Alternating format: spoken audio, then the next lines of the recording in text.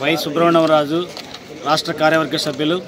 మరి ఈవేళ రాష్ట్ర వ్యాప్తంగా 26 జిల్లాల్లో ఫ్యాప్టో రాష్ట్ర సంఘం పిలుపు మేరకు మరి నిరసన కార్యక్రమాన్ని అన్నమయ్య జిల్లాలో దిగ్విజయం జరపజరిగింది.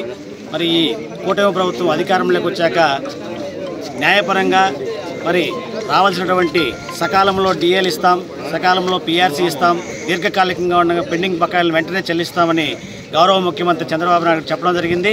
అందులో భాగంగా ఇప్పటికి 2 విడతలుగా దాదాపు 7,200 కోట్లు ఉద్యోగ ఉపాధ్యాయుల ఖాతాలో జమ చేయడం జరిగింది.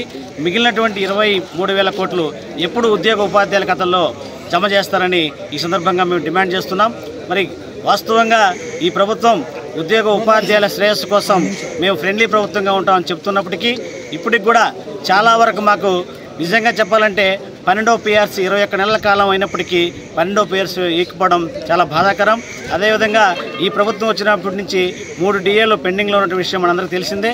కాబట్టి సకాలంలో డిఏలు, పిఆర్సీలు, అదేవిధంగా ఉద్యోగ ఉపాధ్యాయుల ప్రమోషన్ల విషయంలో అయితేనేమి, ముఖ్యంగా 2003కు ముందు ఉన్నటువంటి 2004 డిఎస్సీ వారి 2003 డిఎస్సీ వారికి ఓపీఎస్ విధానాన్ని ప్రకటించాల్సిన అవసరం ఎంతైనా ఉంది. గత ప్రభుత్వంలో 57 జీవో మెమో ఇచ్చినప్పటికీ ఇంప్లిమెంట్ చేయకపోవడం చాలా బాధాకరం. వెంటనే ఈ రాష్ట్రంలో ఉన్నటువంటి ఉద్యోగ ఉపాధ్యాయులకు సిపిఎస్ను అంతమొందించి మనమందరం కోరుకునే విధంగా ఓపీఎస్ని ఇవ్వాలని మా యొక్క ఫ్యాప్టో ప్రకారం డిమాండ్ చేస్తున్నాం. మరి అదేవిధంగా భవిష్యత్తులో ఈరోజు చూస్తున్నాం ఏకీకృత సర్వీస్ దాదాపు 2 దశాబ్దాల కాలంగా పెండింగ్లో ఉండి కళాశాలలోనూ, డైట్లలోనూ, బీఈడి కళాశాలలోనూ ప్రమోషన్ లేక చాలామంది ఉద్యోగస్తులు రిటైర్ అవుతున్నటువంటి సందర్భాన్ని మనం గమనిస్తున్నాం. దీన్ని దృష్టిలో పెట్టుకుని ప్రభుత్వం వెంటనే 72, 73, 74 జీవో ప్రకారం ప్రతి ఒక్కరికి ప్రమోషన్లు ఇవ్వాలని ఈ సందర్భంగా ఫ్యాప్టోగా డిమాండ్ చేస్తున్నాం. మరి అదేవిధంగా ఈరోజు మనం రాష్ట్ర వ్యాప్తంగా కానీ దేశవ్యాప్తంగా కానీ ఎన్ఈపీ ప్రకారం మాతృభాషలో విద్యాబోధన ఉండాలని ఒక పక్క కేంద్ర రాష్ట్ర ప్రభుత్వాలు చెప్తున్నప్పటికీ మరి మన ప్రభుత్వంలో, మన ఆంధ్ర రాష్ట్రంలో మాతృభాషను కూడా ప్యారల్గా పెట్టాలని ఫ్యాప్టో సంఘంగా డిమాండ్ చేస్తున్నాం. ఎందుకంటే మాతృభాషలో రాణించినప్పుడే పిల్లలు ఇతర భాషలంటూ ఆంగ్లంలో కానీ ఏ భాషలైనా రాణించడానికి వీలుంటుంది. కాబట్టి ఖచ్చితంగా ఈ ప్రభుత్వం గౌరవ ముఖ్యమంత్రి చంద్రబాబు నాయుడు గారు కానీ, గౌరవ విద్యాశాఖ మంత్రి లోకేష్ గారు కానీ, డిప్యూటీ సీఎం పవన్ గారు కానీ ఈ సందర్భంగా ఆలోచించి వెంటనే ప్యారలల్ సెక్షన్స్ అంటే both medias English and Telugu మీడియంలో ఇంప్లిమెంట్ చేయాలని మేము ఫ్యాప్టో సందర్భంగా డిమాండ్ చేస్తున్నాం.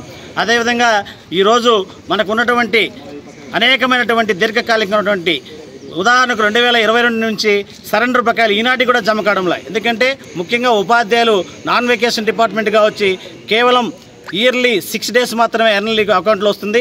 అటువంటి ఎర్నల్ లీవ్స్ 5 yearsకి ఒకసారి వచ్చేటువంటి దాదాపు 30-15 రోజులు మేము 2022లో పెట్టుకున్నప్పటికీ ఈనాటికి కూడా జమ కాకపోవడం చాలా బాధాకరం. అదేవిధంగా ప్రభుత్వంలో అనేకంగా దీర్ఘకాలికమైనటువంటి ఫైనల్ పేమెంట్లు రిటైర్డ్ అయినటువంటి ఉద్యోగస్తులకు కానీ, పెన్షనర్స్కి కానీ రావాల్సినటువంటి అనేకమైనటువంటి దీర్ఘకాలిక బకాయిలను గౌరవ ముఖ్యమంత్రి వెంటనే జమ చేయాలని ఫ్యాప్టో పరంగా డిమాండ్ చేస్తున్నాం.